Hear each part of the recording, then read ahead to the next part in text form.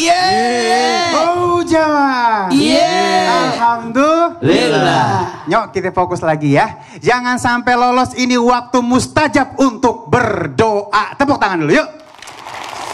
Tadi udah macem-macem dibahas. Nah sekarang kita mau lihat ada cuplikan nih, ngaku dizolimi. Ternyata ia pelaku pembunuhan. Lihat yuk. Masya Allah. Ya. Nggak di komen ya? Nggak di komen udah ya.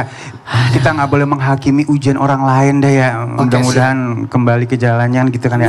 Guru, ini orang dizolimin, gue dizolimin, gue doain lu. Nah, orang yang dizolimin doanya diijabah. Jangan ngancam orang. Jadi saking ini gue orang terzolimin, ntar kita doain. Dikatanya doa yang orang terzolimin paling bagus. Ya. Langsung aja guru. Izin saya selamatkan dan Ustaz Sams. Bismillahirrahmanirrahim. Kepada jamaah yang baru bergabung, terima kasih banyak udah setia nonton Islam itu Indah. Nah, berikutnya orang yang diijabah doanya di waktu kapan? Di waktu terzolimi. Karena ketahuilah tidak ada hijab antara, tidak ada penghalang antara orang yang berdoa dengan Tuhannya ketika dia terzalimi. Bahkan orang maaf yang tidak beriman sekalipun, jangan pandang remeh. Dia kan bukan Islam, dia kan banyak dosa, kok gue salimin aja sekalian. Hati-hati, jangan sampai dia termasuk orang terzalimi, maka doanya tidak ada batas, tidak ada penghalang. Hati-hati doanya orang terzalimi. Karena kata Nabi, waspadailah doa orang yang terzalimi, karena tidak ada ijab atau penghalang antara dia dengan Allah. Tidak disebutkan orang yang dizalimi itu orang beriman, tidak. Yang penting orang terzalimi. Tidak, pokoknya semua yang terzalimi itu dijabah. Nah, posisinya nih yang lagi nonton, yang di rumah. Kalau bagaimana kalau kita lagi terzalimi? Berarti doa kita dijabah. Di saat itulah kita berdoa yang baik-baik. Jangan dong, ya Allah terzalimi, ya Allah matikan dia. Ya Allah. Harusnya mumpung doa kita diijabah, maka sebutin doa permohonan kita, keselamatan, kebaikan, derajat buat diri kita. Bener. Itu dong. Iya. Tepuk tangan dulu yuk. Jadi media. Saya biar dizolimin habis ini. Kesempatan. Nggak boleh ya. Jangan, karena termasuk juga doa yang diputuskan itu orang, yang memutuskan silaturahmi. Iya, makanya itu nggak boleh ya. Baik, langsung aja sekarang kita masuk ke dalam segmen Tanya Dong Ustadz. Kami semua tanya dong Ustadz. Ya, kita kasih kesempatan buat jamaah yang ada di studio dulu untuk bertanya. Siapa yang mau nanya? Nah, yang ini dulu, yang ini dulu. Iya, boleh geser Ibu. Iya, kita ngobrol-ngobrol. Namanya siapa? Tinggalnya di mana? Bismillahirrahmanirrahim. Ya. Assalamualaikum warahmatullahi wabarakatuh. Waalaikumsalam warahmatullahi wabarakatuh. Perkenalkan, nama saya Ibu Siti Nursopa dari Muslimat NU Kabupaten Bandung Barat. Tanya dong Ustadz. Iya, silakan. Benarkah salah satu waktu dikabulkannya doa setelah sedekah subuh? Cakep. Ya. Gimana Pak Ustadz? Kalau sholat subuhnya selalu kesiangan. Nggak sedekah-sedekah dong paginya. Terima kasih Pak Ustadz. Ya, baik. Ini yang jawab berarti langsung aja Ustadz Ahmad kan. Silakan. Kita duduk sini boleh ya? Ya. Jamaah Islam itu Indah yang dirahmati oleh Allah Subhanahu wa taala. Apakah sedekah di waktu subuh adalah termasuk waktu yang diijabah doa oleh Allah Subhanahu wa taala? Terus gimana kalau misalnya subuhnya kesiangan? Bu? Iya. Suka kesiangan? Suka kesiangan. Jamaah Islam itu Indah yang dirahmati oleh Allah Subhanahu wa taala. Di dalam satu hadis yang diriwayatkan oleh Al-Imam Bukhari dan Imam Muslim yang datang dari sahabat Abu Hurairah radhiyallahu taala anhu, baginda Rasul Nabi Muhammad sallallahu alaihi wasallam, beliau bersabda, "Ma min yaumin yusbihu bihil ibad illa yanzilu malakani. Yaqulu ahaduhuma Allahumma ati munfiqan khalafan wa yaqulul akhar Allahumma ati mumsikan talafan. Di dalam hadis ini Nabi mengingatkan kepada kita bahwasanya ketika datang waktu subuh, di waktu pagi itu Allah Subhanahu wa taala perintahkan 2 malaikat untuk turun ke bumi. Yang satu mendoakan dengan doa Allahumma a'ti munfiqan khalafan, ya Allah jadikan orang yang sedekah di waktu subuh dia bakalan berkah, bakalan luas rezekinya, bakalan nambah. Amin. Didoain sama malaikat Allah Subhanahu wa taala. Jadi di saat itu doa diijabah ya oleh Allah Subhanahu wa taala, terlebih lagi doanya berbarengan beriringan dengan doa malaikat Allah Subhanahu wa taala. Tetapi malaikat yang satunya dia mendoakan di waktu subuh itu, Allahumma ati mumsikan talafan, ya Allah orang yang bangun di waktu pagi ini dia kagak sedekah subuh, dia pelit, dia medit, dia koret, dia buntut kasir, ya dia borok sikutan, ya dia merege hese, ya maka yang model begitu ya Allah jadiin rezekinya habis, bangkrut, belangsak, ya Allah, begitu kata malaikat. Ya makanya ketika bangun di waktu pagi, ketika subuh kita sedekah sama fakir miskin, sama orang-orang yang membutuhkan, masukin ke celengan masjid, buat sedekah di jalan Allah Subhanahu wa taala. Maka apa? Doanya diijabah oleh Allah Subhanahu wa taala beriringan dengan doanya malaikat Allah Subhanahu wa taala. Tetapi ya, jangan sampai subuhnya kesiangan. Gimana dia mau sedekah subuh, subuhnya aja kesiangan. Subuh itu kan min ba'di tulu'il fajri shadiq ila tulu isamsi.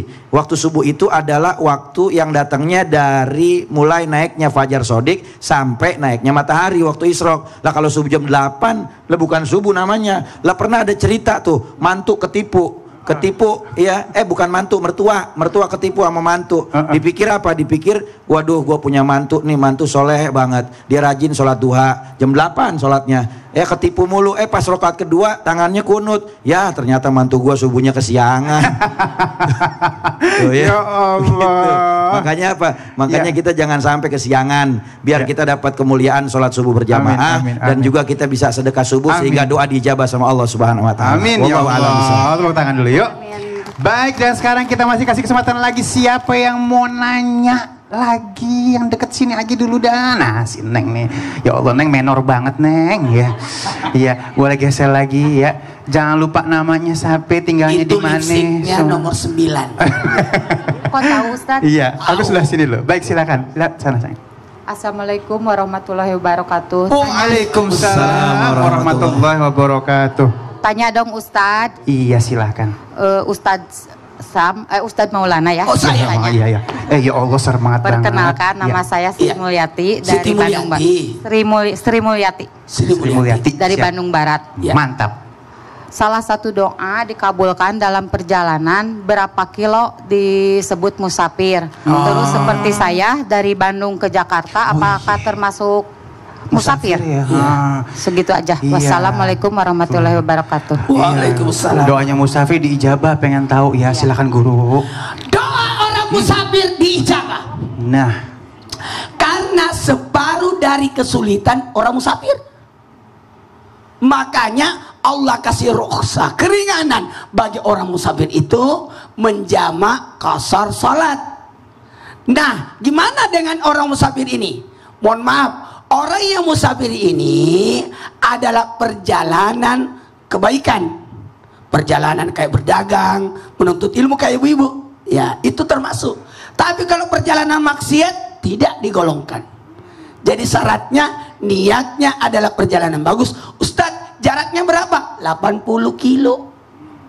Dari sini ke Bandung? Udah 125, 120. Udah masuk. Ibu mau jamaah salat subuh? Kalau salat subuh enggak. Yang siang, salat siang, salat malam yang malam. Yang mana itu? Duhur dan asar. Maghrib dan isya. Subuh nggak punya temen. Iya, tepuk tangan dulu yuk.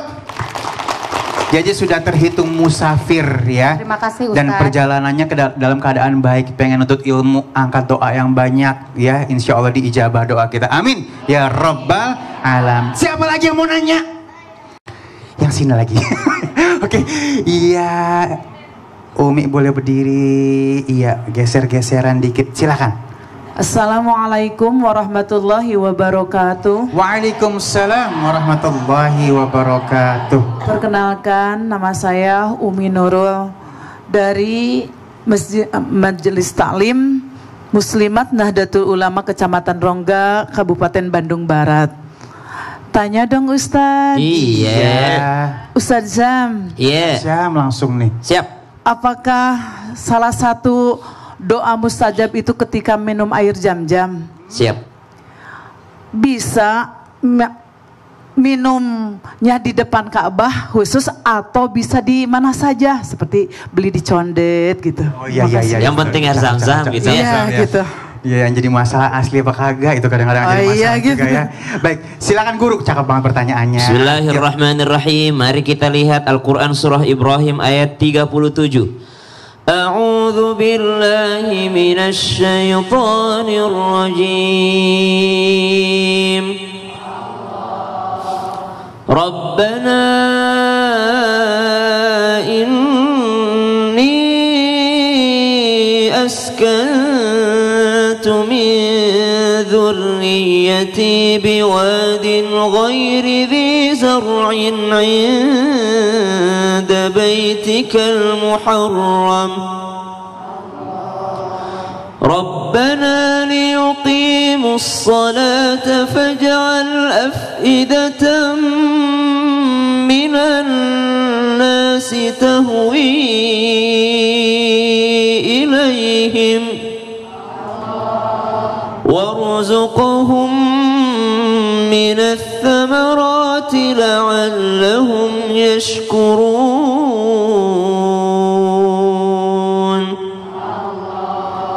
Disebabkan karena doa Nabi Ibrahim alaihissalam inilah ketika Nabi Ibrahim meninggalkan putra kecilnya Nabi Ismail alaihissalam bersama dengan ibunya di sebuah lembah tak berbuah, tak ada tanaman, tak ada kehidupan. Dengan doa ini Allah mengirimkan ma'u Zamzam, air Zamzam, yang mana Zamzam itu sendiri artinya adalah melimpah ataupun banyak. Berjuta-juta orang datang ke sana mengambil air Zamzam, tidak ada habis-habisnya sampai saat ini sejak masa Nabi Ibrahim alaihissalam. Maka dikatakan bahwasanya daripada Sayyidina Jabir bin Abdullah radhiyallahu anhu arda, sami'tu Rasulullah sallallahu alaihi wasallam, saya mendengar baginda Nabi sallallahu alaihi wasallam qal, Nabi bersabda, ma'u Zamzam, air Zamzam, lima syuribalahu, atas apa yang diniatkan oleh yang meminumnya. Berarti kalau dikatakan berdoa